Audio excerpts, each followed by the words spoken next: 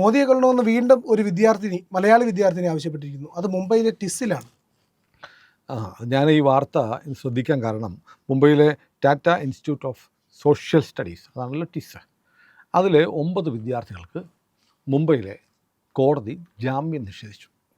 അവർ ക്യാമ്പസിൽ ഇന്ത്യക്കെതിരെ മുദ്രാവാക്യം വിളിച്ചു.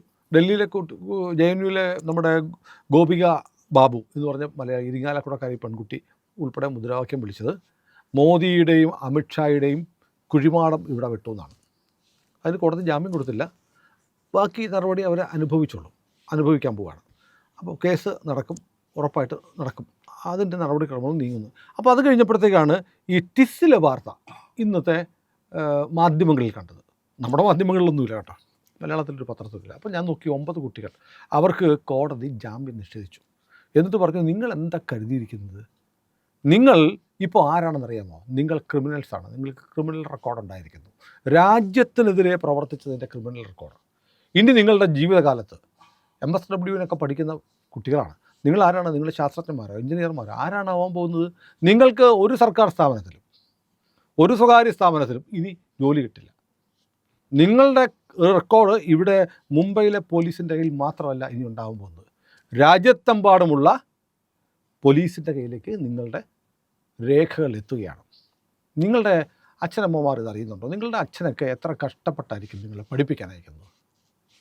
അവരിതറിയുന്നുണ്ടോ? നിങ്ങളുടെ വീട്ടിലുള്ള അച്ഛനോ ആർക്കെങ്കിലും സർക്കാർ ജോലിയുണ്ടോ?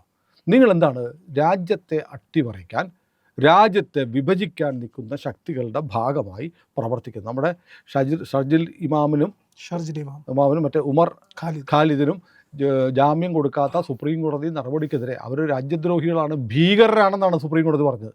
അതുകൊണ്ട് ഇനി 1 വർഷക്കാലം ജാമ്യഹർജി പോലും കൊടുക്കാതെ ഇവന്മാരെ ജയിലിലിടാൻ ഇന്ത്യയുടെ പരമോന്നത നീതിപീഠം പറഞ്ഞ കേസിലെ പ്രതികളാണ്. അപ്പോൾ ഈ 9 കുട്ടികളോട് കോടതി ഇങ്ങനെയൊക്കെ ചോദിച്ചു എന്ന് പറഞ്ഞപ്പോൾ ഞാൻ നോക്കി, 9 കുട്ടികളുടെ ഈ ആ കൂട്ടത്തിൽ ഉറപ്പായി ഒരു മലയാളി കാണുമെന്ന് എനിക്ക് തോന്നി. ഞാൻ തിരഞ്ഞപ്പോഴാണ് എനിക്ക് മലയാളി പെൺകുട്ടിയെ കിട്ടിയത്. അതും തൃശ്ശൂർക്കാരിയാണ്. മറ്റേ ഗോപിക ബാബു ഇരിങ്ങാലക്കുടക്കാരിയാണെങ്കിൽ ഇത് CH ഗായത്രി അവിടെ MSW ചെയ്യുകയാണ്. MSW ചെയ്തിട്ട് അവിടെ എന്താണ് പ്രോഗ്രസീവ് സ്റ്റുഡൻസ് ഫോറം PSF എന്ന് പറഞ്ഞൊരു സംഘടനയുടെ പ്രവർത്തകയാണ്. ഈ ഗായത്രി ഉൾപ്പെടെയാണ് ഷർജിൽ ഇമാമിന് അനുകൂലം, ഉമർ ഖാലിദ് അനുകൂലം. ഇവരെയൊക്കെ ജയിലിലടച്ച നരഭോജിയായ നരേന്ദ്രമോദിയെ അമിത്ഷായെയും കൊന്നു കുഴിച്ചു മുടണം എന്ന തരത്തിലുള്ള മുദ്രാവാക്യങ്ങൾ, അതാണല്ലോ ഇപ്പോഴത്തെ ഫാഷൻ. ആ മുദ്രാവാക്യങ്ങളൊക്കെ വിളിച്ചു എന്ന് ക്യാമ്പസിലെ അധികൃതർ പോലീസിൽ കംപ്ലൈൻറ്റ് കൊടുത്തു. അതുമായി ബന്ധപ്പെട്ടാണ് കേസ്. കോടതി പറഞ്ഞു, ഒരു കാരണവശാലും ജാമ്യം തരാൻ പറ്റില്ല. കാരണം നിങ്ങൾ നിങ്ങൾ അനുകൂലമായി മുദ്രാവാക്യം വിളിച്ച 2 പേർ സുപ്രീം കോടതി ഭീകരരാണെന്ന് കണ്ടെത്തിയതാണ്. പിന്നെ നിങ്ങൾ എന്താ ചെയ്തത്? നിങ്ങൾ GN സായിബാബ എന്ന് പറയുന്ന പ്രൊഫസറുടെ ചരമദിനത്തിന് അനുസ്മരണ സമ്മേളനമാണ് നടത്തിയത്. ക്യാമ്പസിൽ അനുവാദമില്ലാതെ നടത്തി. ഇത് പറയുമ്പോൾ GN സായിബാബ ആരാണെന്ന് പറയണം. GN സായിബാബ ഡൽഹി യൂണിവേഴ്സിറ്റിയിലെ ഇംഗ്ലീഷ് അധ്യാപകനായിരുന്നു. അദ്ദേഹം 2024 ഒക്ടോബർ 14, കഴിഞ്ഞ വർഷം ഒക്ടോബർ 14 മരിച്ചു എന്ന് മാത്രമല്ല, അദ്ദേഹത്തിൻ്റെ പ്രത്യേകത എന്ന് പറഞ്ഞാൽ ആന്ധ്രാപ്രദേശിലെ അമലാപുരം സ്വദേശിയാണ്. 90% ജന്മന പോളിയോ ബാധിച്ച് തളർന്നുപോയ GN സായിബാബ വീൽ ചെയറിലാണ് ജീവിച്ചത്. പക്ഷേ വലിയ സ്കോളറായിരുന്നു, പണ്ഡിതനായിരുന്നു, ബുദ്ധിയുള്ള ആളായിരുന്നു. അങ്ങനെ അദ്ദേഹം പഠിച്ച് എന്താ പറ്റി, വലിയ ബുദ്ധിമാനായിട്ട് സ്വാഭാവികമായും ബുദ്ധി കൂടി അർബൻ നക്സലായി എന്ന് മാത്രമല്ല, നക്സൽ വേട്ട നടക്കുന്ന സമയമാണുള്ളത്. മാവോയിസ്റ്റുകളെ ഉന്മൂലനം ചെയ്യും മാർച്ച് 31 മുമ്പ് എന്ന് കേന്ദ്ര സർക്കാർ അമിത്ഷാ പ്രഖ്യാപിച്ച് അതിൻ്റെ പേരിൽ സൈനിക നടപടി, സൈന്യം അവരെ നേരിട്ടുകൊണ്ടിരിക്കുകയാണ്. നമ്മുടെ പാരാമിലിറ്ററി സൈന്യം നേരിട്ടുകൊണ്ടിരിക്കുകയാണ്. അതിനെതിരെയുള്ള നീക്കങ്ങൾ നടത്തുക. അങ്ങനെ അവിടെ നടന്നിട്ടുള്ള ചില മാവോയിസ്റ്റ് ബന്ധം, ചില കൊലപാതകങ്ങളുടെയൊക്കെ ബുദ്ധികേന്ദ്രം സായിബാബയാണെന്ന് കണ്ട് മഹാരാഷ്ട്ര പോലീസ് കേസെടുത്തു, UAPA ചുമത്തി. 2017 ഗഡ്ചിരോളി സെഷൻസ് കോടതി ഇദ്ദേഹത്തെ ശിക്ഷിച്ചു, 10 വർഷം തടവിന് ശിക്ഷിച്ചു. ജയിലിലായിരുന്നു. അതിനുശേഷം പിന്നീട് മഹാരാഷ്ട്ര ഹൈക്കോടതി, മുംബൈ ഹൈക്കോടതി അയാളെ വിട്ടയച്ചതിന് ശേഷം പുറത്ത് വന്നൊരു ശസ്ത്രക്രിയയ്ക്ക് വിധേയനായ, അതേ തുടർന്ന് ശസ്ത്രക്രിയയെ തുടർന്ന് മരിച്ചു. ഇതാണ് സായിബാബയുടെ കഥ. സായിബാബ എന്ന് പറയുമ്പോൾ പേര് കേൾക്കുമ്പോൾ സായിബാബ, പിന്നെ പ്രവൃത്തി വീൽ ചെയറിലാണ് ജീവിതം. അതുകൊണ്ട് രാജ്യത്തിനെതിരെ ഭീകരപ്രവർത്തനത്തിന് ആഹ്വാനം ചെയ്യുന്നത് കുറ്റകരമല്ലാതാവുന്നില്ല. അയ്യോ 80% തളർന്ന മനുഷ്യനല്ലേ? അല്ല, അയാളുടെ ബുദ്ധി ഈ രാജ്യത്തെ വിഘടിപ്പിക്കാൻ, രാജ്യത്തെ മുറിക്കാൻ പ്രേരണ ചെലുത്തുന്ന, അതിനുവേണ്ടി കൊലപാതകങ്ങൾ നടത്തുന്ന മാവോയിസ്റ്റ് ഭീകരർക്ക് പിന്തുണ കൊടുക്കുന്ന ഒരു ബുദ്ധിയാണ്. അയാളായിരുന്നു ഇതിൻ്റെ മാസ്റ്റർ ബ്രെയിൻ. അതുകൊണ്ട് അത് കണ്ടെത്തിയിട്ടാണ് കോടതി ശിക്ഷിച്ചത്. അയാളുടെ ചരമദിനത്തിലാണ് ഈ വിദ്യാർത്ഥികൾ, കുറച്ചുപേരുടെ CH ഗായത്രി, അനന്യാസ്, പ്രതീക്, ശിവാനി, സായുജി, വേറെ പിള്ളേരുണ്ട്, ഇവരൊക്കെ ഉൾപ്പെടെ ചേർന്നിട്ട് മുദ്രാവാക്യം വിളിച്ചു, പ്രതിഷേധം നടത്തി, നമ്മുടെ രാജ്യത്തെ നയിച്ചു കൊണ്ടിരിക്കുന്ന ആളുകളെ കൊന്നു കുഴിച്ചു കൂടണം എന്ന് പറയുന്നു. അപ്പം നമ്മുടെ അന്വേഷണം എന്ന് പറഞ്ഞാൽ വെറുതെ ആയില്ല. കാരണം ഉറപ്പായിട്ട് അതിനകത്തൊരു മലയാളി കാണും. അതെന്താണ് ഈ മലയാളികൾക്ക് ഇങ്ങനെ ഒരു അസുഖം? രാജ്യത്തിനെതിരെ ചിന്തിക്കുക, രാജ്യത്തെ പല കഷണങ്ങളാക്കുക, ടുക്കഡെ ഗാങ് എന്ന് പറയുന്ന ഇതിനെ നയിക്കുന്നത് മലയാളികളാണ്. ഏത് സംഭവം ഉണ്ടായാലും അതിനുള്ളിൽ മലയാളികളുണ്ട്. അപ്പോൾ ഇവരുടെയൊക്കെ പ്രധാനപ്പെട്ട ലക്ഷ്യം എന്നറിയോ? നേരത്തെ JNUവിൽ പിടിയിലായ ഗോപിക ബാബു ആണെങ്കിലും ഇപ്പോൾ CH ഗായത്രി ആണെങ്കിലും ഇവരുടെയൊക്കെ ലക്ഷ്യം, ഇവർ ഉദ്ദേശിക്കുന്ന പോലെ രാജ്യത്തെ വിഘടിപ്പിക്കുക, രാജ്യത്തെ നശിപ്പിക്കുക എന്നൊക്കെ ഇവരുടെ ആഗ്രഹമാണ്. ഇന്ത്യ എന്നൊരു രാജ്യം വേണ്ട, അത് പല കഷ്ണങ്ങളായിട്ട് പോകണം. അത് ചില കഷ്ണങ്ങളൊക്കെ ഞങ്ങൾക്ക് ഈ അനാർക്കിസ്റ്റുകൾക്ക്, അരാഷ്ട്രവാദികൾക്ക് ഭരിക്കണം. അതിനുള്ള ഏക തടസ്സം ഇപ്പോൾ BJP എന്ന് പറഞ്ഞ പാർട്ടിയാണ്. അതിൻ്റെ നേതൃത്വത്തിൽ പ്രധാനമന്ത്രി നരേന്ദ്രമോദി, അമിത്ഷായും നിൽക്കുന്നതാണ്. അതുകൊണ്ട് എത്രയും പെട്ടെന്ന് ഇവരെ രണ്ടുപേരെയും കൊല്ലണം. ഇവരെ രണ്ടുപേരെയും കൊന്നിട്ട് വേണമെങ്കിൽ ഞങ്ങൾ പഠിക്കുന്ന ക്യാമ്പസിൽ ഒരു കുഴിവെട്ടി മൂടണം. അമിത്ഷായെ കുഴിവെട്ടി മൂടുക, നരേന്ദ്രമോദിയെ കുഴിവെട്ടി മൂടുക എന്ന് പറഞ്ഞാൽ അതിനർത്ഥം കൊല്ലണമെന്നല്ലേ? അപ്പോൾ ഇന്ത്യയുടെ ഭരണ നേതൃത്വത്തിൽ ഇരിക്കുന്നവരെ കൊല്ലണമെന്ന് പരസ്യമായി മുദ്രാവാക്യം വിളിച്ച് അതിനുവേണ്ടി അവസരം കിട്ടിയാൽ ശ്രമിക്കാൻ തയ്യാറായി വരുന്നതിൽ ചെറുപ്പക്കാരുണ്ടാവുന്നു. ഈ ചെറുപ്പക്കാരുടെ ഈ അതിസാഹസികത കണ്ടിട്ടാണ്, അല്ലെങ്കിൽ രാജ്യവിരുദ്ധത കണ്ട് ഞെട്ടിയിട്ടാണ് സെഷൻസ് കോടതി ചോദിച്ചത്, നിങ്ങളുടെ അപ്പനമ്മമാർ ഇത് അറിയുന്നുണ്ടോ? നമ്മൾ ആലോചിക്കണം.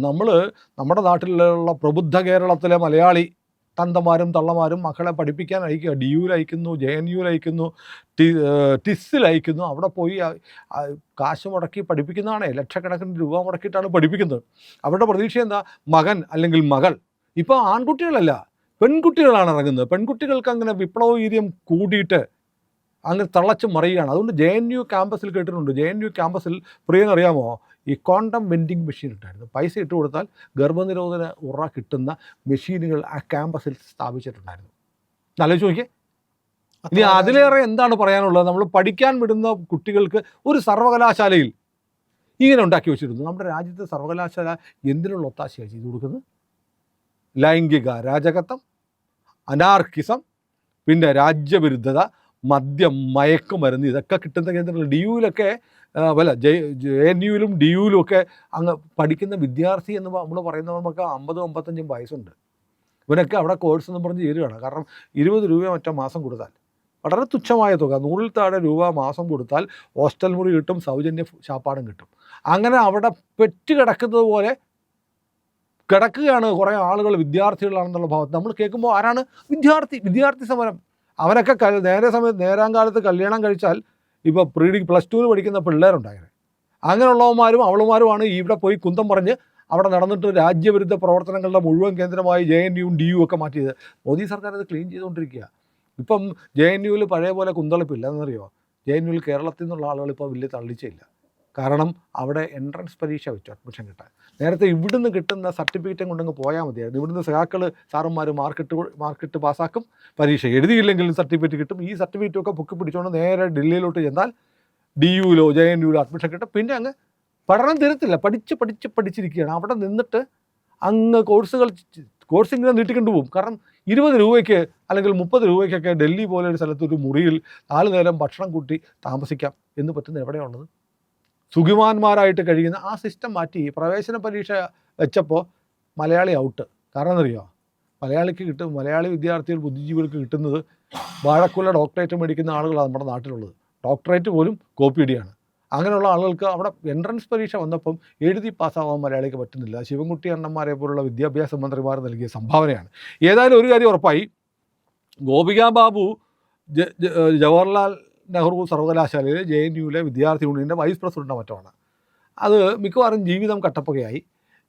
അത് അമിത്ഷാ നേരിട്ട് അവിടെ നടന്ന വയലൻസിനെ കുറിച്ച് അന്വേഷിക്കാൻ പറഞ്ഞിരിക്കുക.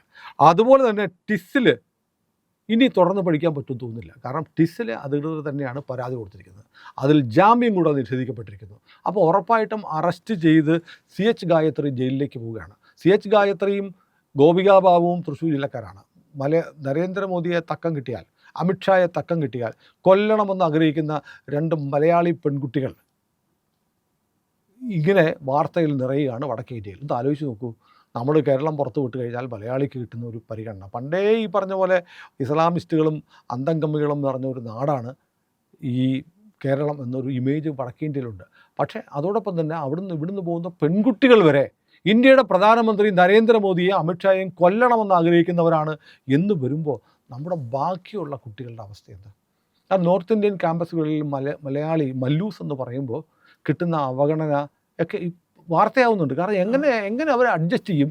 അവരെ സംബന്ധിച്ച് രാജ്യം വളരെ പ്രധാനമാണ്. രാജ്യത്തെ വെട്ടിമുറിക്കണം, രാജ്യത്തെ പ്രധാനമന്ത്രിയെയും ആഭ്യന്തരമന്ത്രിയെയും കൊന്നു കുഴിച്ചു മൂടണം എന്നൊക്കെ പറയുന്ന വിദ്യാർത്ഥികൾ, അതും പെൺകുട്ടികൾ, നമ്മുടെ സംസ്ഥാനത്ത് നിന്ന് പുറത്തു പോയി പഠിക്കുന്ന മറ്റു കുട്ടികളുടെ ഭാവി കൂടി അപകടത്തിലാക്കുകയാണ്. ഇവരെയൊക്കെ ഈ അച്ഛനും അമ്മയുടെയും ജോലി മക്കളെ ഉണ്ടാക്കുക മാത്രമല്ല, മക്കൾ എന്ത് ചെയ്യുന്നു, എങ്ങനെ ചിന്തിക്കുന്നു, എങ്ങനെ പ്രവർത്തിക്കുന്നു എന്ന് ആലോചിക്കണം എന്നുകൂടി സെഷൻസ് കോടതി പറയുന്നുണ്ട്. നിങ്ങളുടെയൊക്കെ അപ്പനും അമ്മ ഇത് അറിയുന്നുണ്ടോ എന്നാണ് കോടതി ചോദിച്ചത്. ഏതായാലും കാര്യം തീരുമാനമായി. സെഷൻസ് കോടതിയുടെ ഈ പരാമർശം ഡോക്യുമെൻ്റായി ജാമ്യം തള്ളിക്കൊണ്ടുള്ള ഹർജിയിൽ എഴുതി വെച്ചിട്ടുണ്ട്. യു ആർ ക്രിമിനൽസ്, നിങ്ങൾ ക്രിമിനൽസ് ആണെന്ന്, നിങ്ങൾക്കെതിരെ ക്രിമിനൽ റെക്കോർഡിൽ നിങ്ങളുടെ പേര് വന്നിരിക്കുന്നു. അത് മുംബൈ പോലീസ് മാത്രമല്ല, രാജ്യത്തെ എല്ലാ പോലീസിനും കൈമാറും.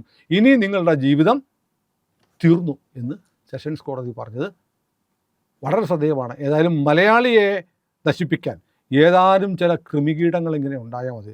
പെൺകുട്ടികളായാൽ നമ്മൾ പെൺകുട്ടികൾക്ക് അടക്കം ഒതുക്കപ്പെടണമെന്ന് ഞാൻ പറയുന്നില്ല. പെൺകുട്ടികൾ ആൺകുട്ടികളെ പോലെ സ്മാർട്ടായിട്ട് തന്നെ ഇടപെടണം. പക്ഷേ പെൺകുട്ടികൾ ഇങ്ങനെ തുരിഞ്ഞിറങ്ങുമ്പോൾ പെൺകുട്ടികളെ തള്ളിവിടുന്നതാണ് പറയുക. എന്നറിയോ, ആൺപിള്ളേരാകുമ്പോൾ പെട്ടെന്ന് കേസ് ബുക്ക് വരുമല്ലോ. നീ വിളിച്ചോ, അപ്പോൾ ചിലപ്പോൾ നിന്നെ അറസ്റ്റ് ചെയ്യത്തില്ല, നിന്നോടൊരു മയം കാണും എന്നൊക്കെ പറഞ്ഞ് തള്ളിവിടുന്നുണ്ട്. നമ്മൾ ഗൾഫിലേക്കൊക്കെ പോകുമ്പോൾ ആളുകളിൽ ഒരു പൊതിയുണ്ട് കൊടുത്തേക്കാന്ന് ചോദിക്കുന്നു, അതുപോലെ കൊടുത്തയക്കുന്നവൻ രക്ഷപ്പെട്ടു, കൊണ്ടുപോകുന്നവൻ പെട്ടുപോകുമെന്ന് പറയുന്ന പോലെയാണ്. അവിടെ കൂടെ നിൽക്കുന്നവന്മാർ